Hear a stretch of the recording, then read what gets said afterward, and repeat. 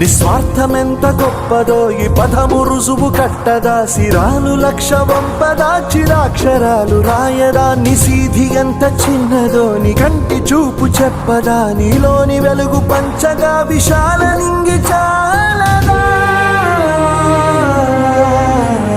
మనుష్యులందు నీ కథ మహర్షిలాగా సాగదా, మనుష్యులందు నీ కథ మహర్షిలాగా సాగదా.